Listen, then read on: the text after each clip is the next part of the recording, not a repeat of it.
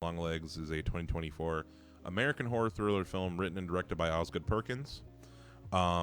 This movie that came out recently, a lot of people are drawing comparisons. I mean, rightfully so, to Silence of the Lambs, which is a 1991 psychological horror film that kind of has a similar premise. As far, I mean, like Longlegs is almost a remake, really, when you think about it.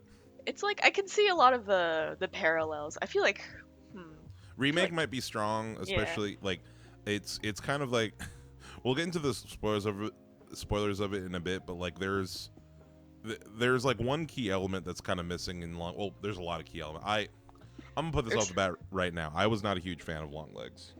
There's a lot of structural integrity missing to Longlegs. I think I liked it more than you, but there are flaws to it. Yeah, I gave it 2.5 stars on Letterboxd, so that's definitely. I think part of it is that it got very overhyped for me.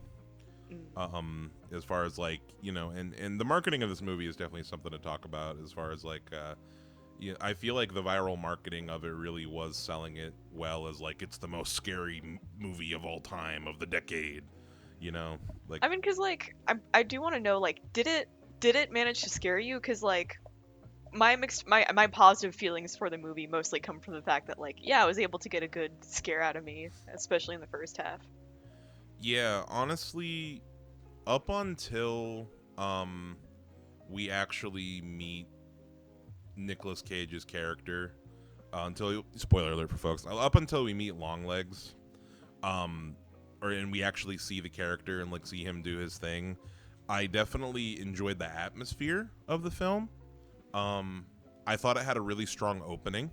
It would have been lit if they just never showed Nicolas Cage's face throughout this whole movie, but that'd be its own thing.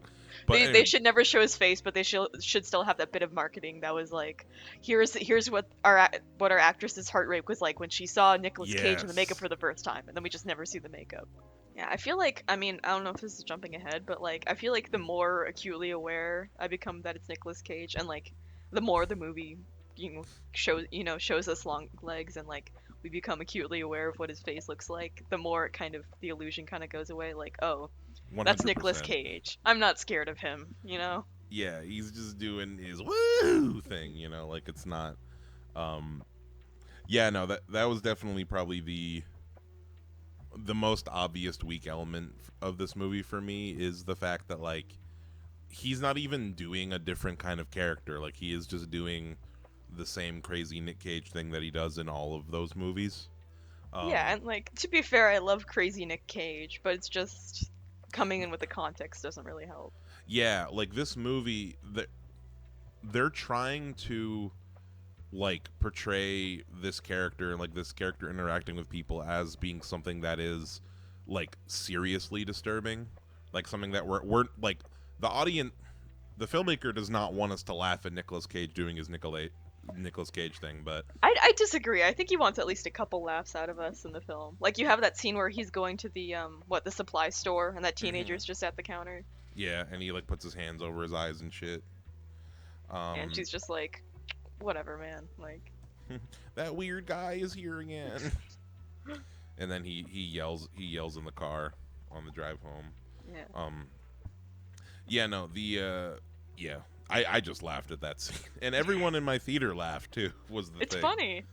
Like, yeah, but I definitely I don't know. The rest of this movie is just so goddamn serious. Like, there's no like it when we started getting more scenes with Longlegs, it really felt like it was a different movie. You know, Yeah. for me. Yeah, I like, in terms of like getting laughs, it's like, because I do like when a horror movie kind of leans into the comedy every once in a while. I saw someone like, I think they wrote a review for, I want to say, The Evil Dead, and they were like, the kind of emotional reaction you get out of horror and the emotional reaction you get out of like a good punchline is kind of the same. Mm-hmm. So like a horror movie leaning into that can be good, but here I think it just kind of confuses the tone. Yeah, I've heard that a lot too. I think Jordan Peele has talked about that a lot. Kind of with his movie, where it's like, yeah, it is kind of the same type of build-up gets you a good scare as like comedy gets you a good laugh. Yeah.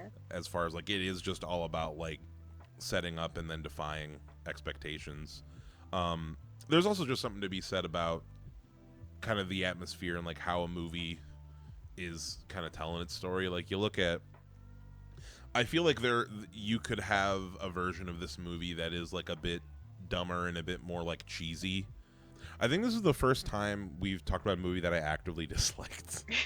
Usually I say something right here like, oh, like you can check out this movie here, like it's gonna be on streaming. But I wasn't. If you want to check it out, if you enjoyed it, lovely, great, good for you. I didn't. The police are searching for James Thomas, believed to